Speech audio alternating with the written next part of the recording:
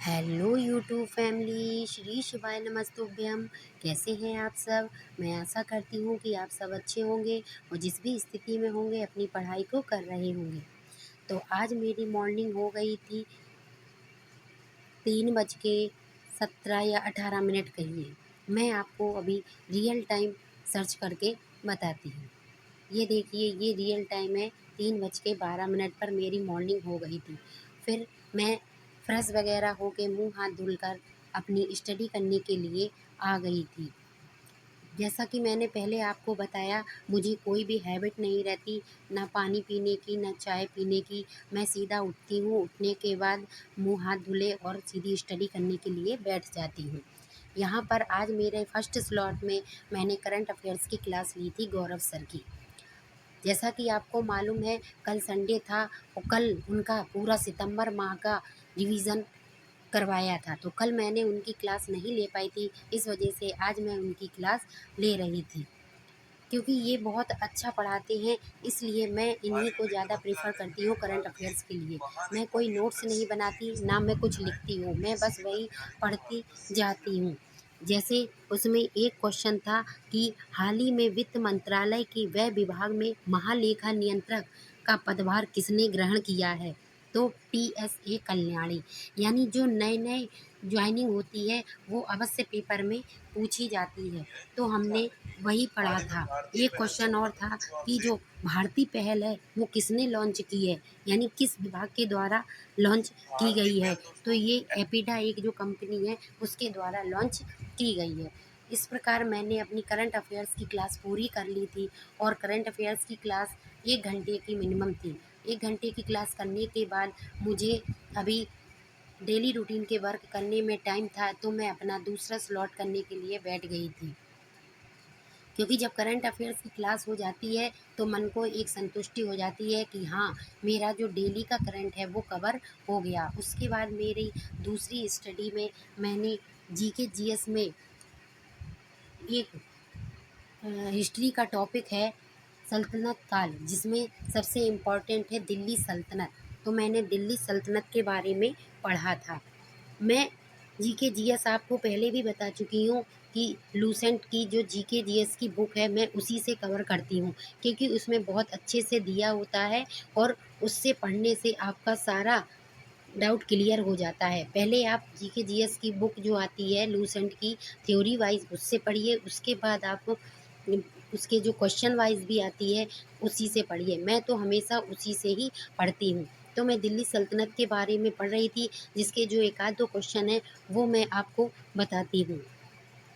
जैसे एक बहुत ही मोस्ट इम्पॉर्टेंट क्वेश्चन था, गजनी का वह प्रथम शासक कौन था जो खलीफाओं से सुल्तान की उपाधि धारण ग्रहण कर सुल्तान कहलाने वाला प्रथम शासक बना था? यानी सीधा क्वेश्चन ये है कि सुल्तान कहलाने वाला प्रथम जो शासक था वो कौन था? वो था महमूद गजनबी।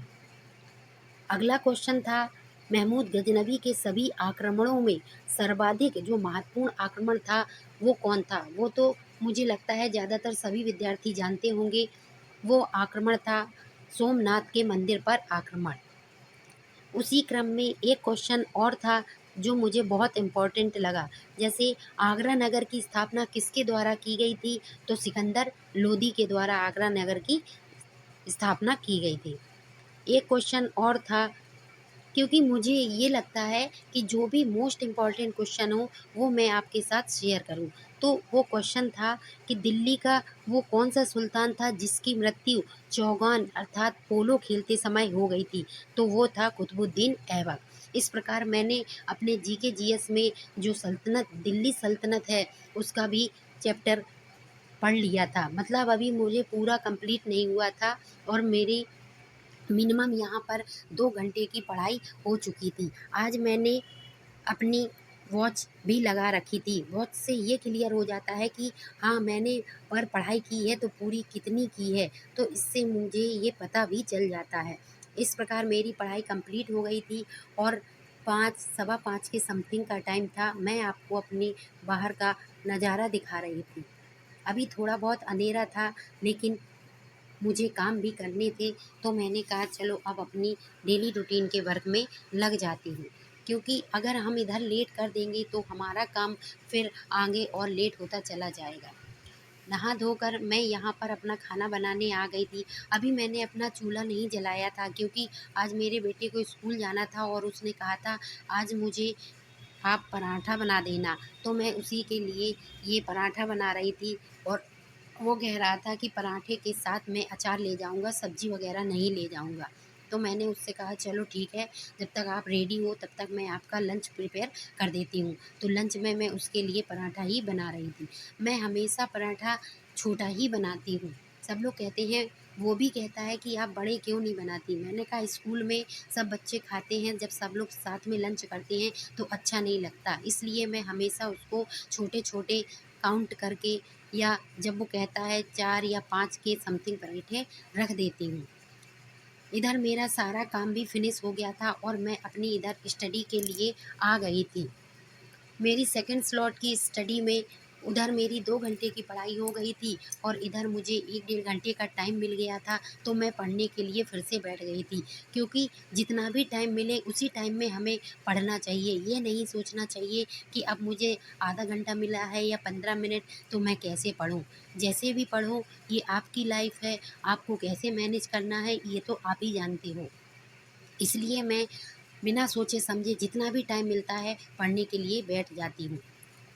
तो मैं बस आपसे भी यही कहना चाहती हूँ कि हम हाउसवाइफ़ की लाइफ़ में काम तो इतने सारे होते हैं कि जिसको करते-करते आप कभी थक नहीं थक नहीं सकते, क्योंकि अगर आप थक जाओगे तो काम भी नहीं होगा। और स्टडी के लिए हम थक जाते हैं कि अब काम हो गया, अब हम थक गए हैं, थोड़ी देर बाद स्टडी कर लेंगे। लेकिन ऐसा नहीं होता है, आपको स्टडी परमानेंट करनी ही पड़ेगी, तभी आपकी ज़िंदगी में आगे कुछ होगा। मेरा वीडियो देखने के लिए आपका धन्यवाद।